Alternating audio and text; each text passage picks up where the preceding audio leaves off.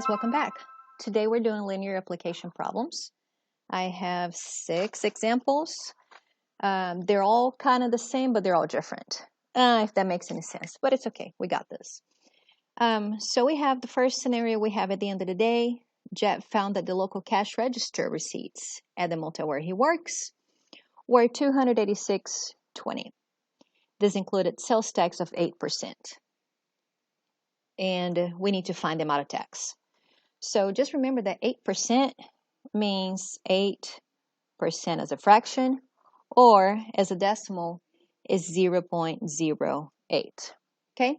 We also know that the total cost will be the cost of the room plus tax. Okay, I know the total was $286.20 because it says right there. So $286.20. We're trying to figure it out the cost so we can figure it out the tax. So it doesn't matter what it is. Tax is a percentage of the cost, and it says right there it's 8%. So, but it's 8% of what? So it's 8% of whatever the cost is, because I don't know. So it's 8% of what the cost is. Cost is X, and tax is 8% of whatever this was. All right, now we can start solving. And this is not the only way to do it, but that's an easy way for you to get started. So at this point, combine these two, and then you're isolating X, divide both sides by 1.08. And here we have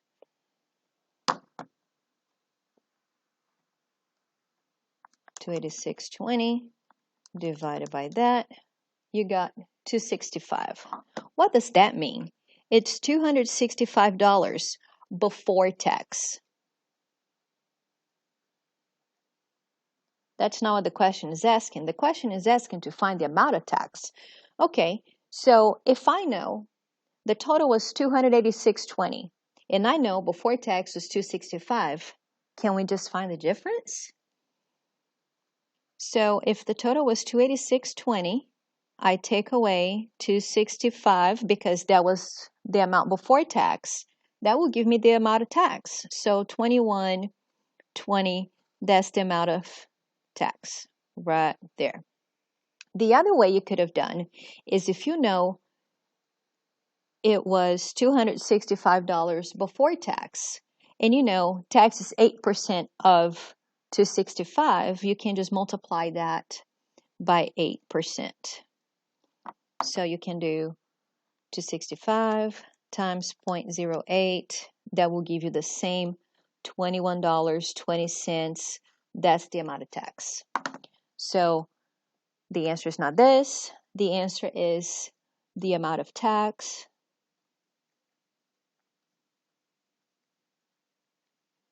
is $21.20.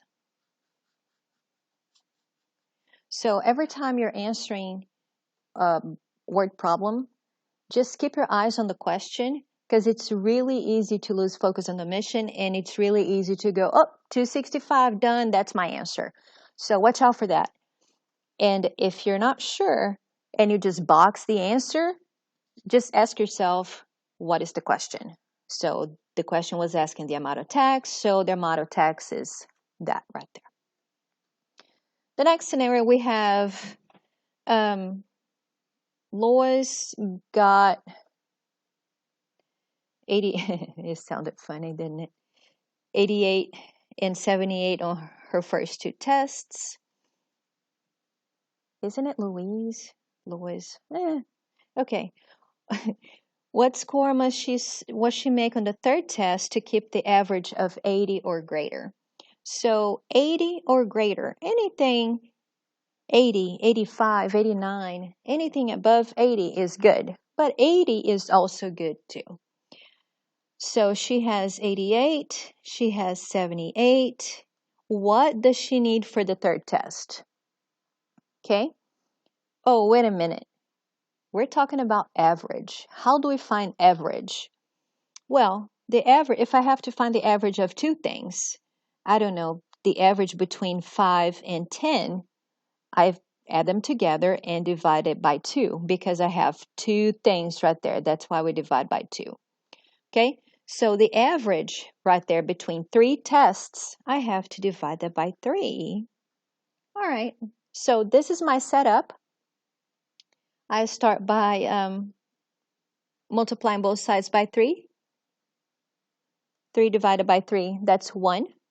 I will combine these two together. That's 166 plus x greater than or equal to 140. All right, minus 166 from both sides. That leaves me with x is greater than or equal to 74. So Louise must score 74 or greater to keep the average of 80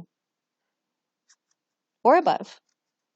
So the more she scores on the third test, the higher the average is going to be. A couple wishes to rent a car for 1 day while on vacation. Ford Car Rentals want $15 per day per mile. And then while Chevrolet for a day wants $14 per day and 16 cents per mile. After how many miles would the price to rent the Chevrolet exceed the price to rent the Ford? Exceed, what does that mean?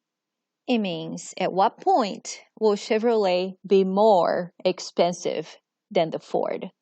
So at what point will the Chevrolet be greater than the Ford?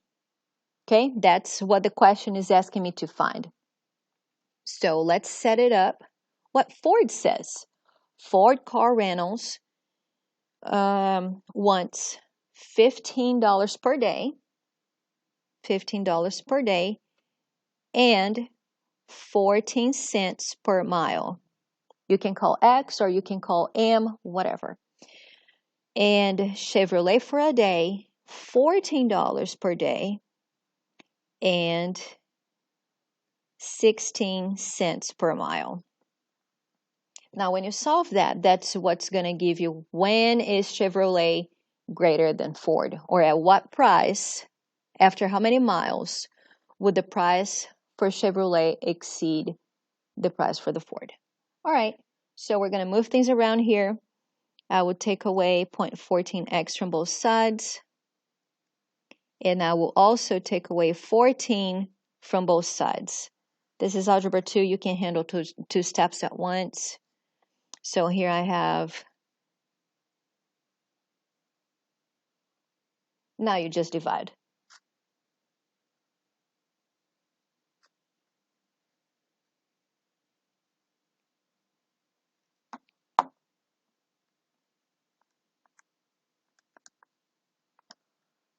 So 50. What is 50? Is it $50? Is it 50 miles? Go back and try to ask yourself, what does X represent? X in this case represent the number of miles. So 50 right here, X is greater than 50, 50 miles. That means after 50 miles,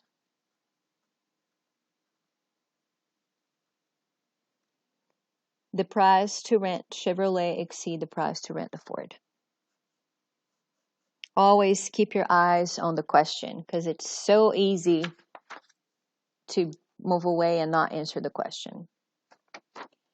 All right, the next one, we have Steve is saving to buy a car, and he decided to start looking as soon as he has saved $2,000. So if he has $1,100 and he can save $150 a month, how many months will it be before he can start looking for cars?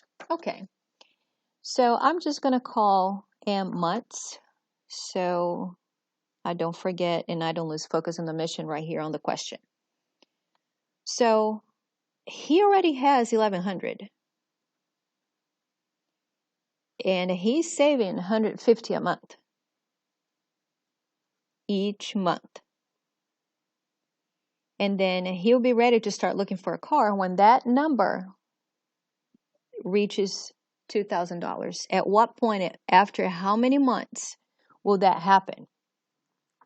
Okay, so take away 1,100 from both sides.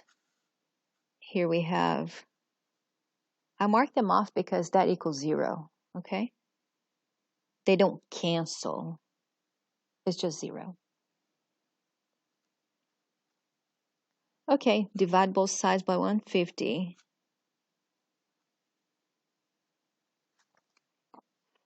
Is that 6? Yes, it is.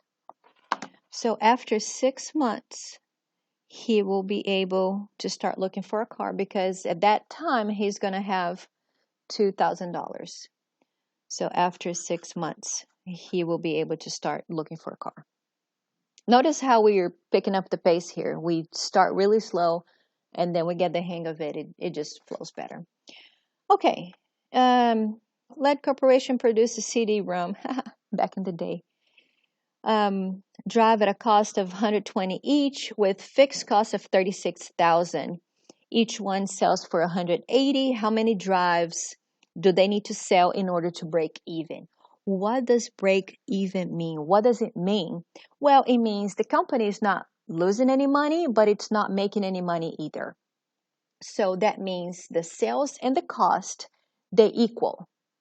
Okay? So the sales and the cost to produce this whole thing is the same. So they're not making any profit. All right.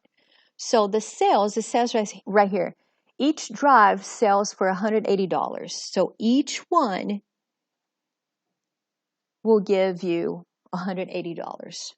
But the cost is $120 each, and they have the fixed cost, for building, electricity, employees, water, you name it.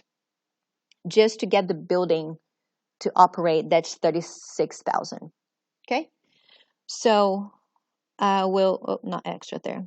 Oh yeah, X. So minus 120, X on both sides. That equals 0. And then you divide. So that will be after how many drives will they break even? At 600 drives, the amount of sales and the amount of cost will be the same. And that we're talking about the number of dollars. We're talking about how much money will they have to make here to break even so they're not in debt, okay, after 600 drives. Last one, a publishing company finds that the cost of publishing a certain book is $12.50 per copy, so per book. The fixed cost of publishing the book are $35,000. How many books do they have to sell in order to make a profit? Profit is what you make more than after you break even. So that's what goes in your pocket. After you pay all your bills, that's your profit of at least $15,000 if each book sells for $25. So just a little side note right here. So sales, I just talked about it quickly. So if you're not listening, you won't know where this came from, but I just talked about it. So profit is after you pay the cost. So it's the sales, and then you pay the costs. It's what goes in your pocket, so that's your profit. So each book sells for $25. So that's a plus. That's money going in your pocket. But then it costs you, so money that you have to pay, you get out to pay. So minus $12.50 X per book, per copy, X. Okay? And then fixed cost, $35,000. And it wants to be at least. At least means 15,000 or more.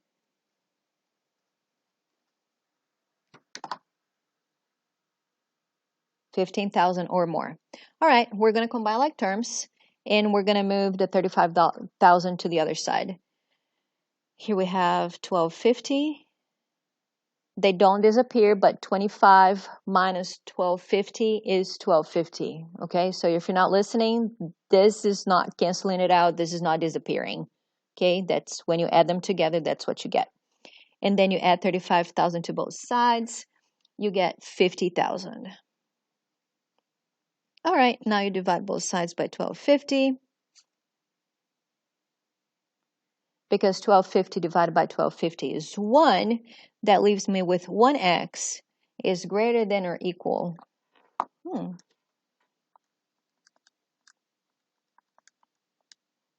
Yeah, 4,000 books. Look at that.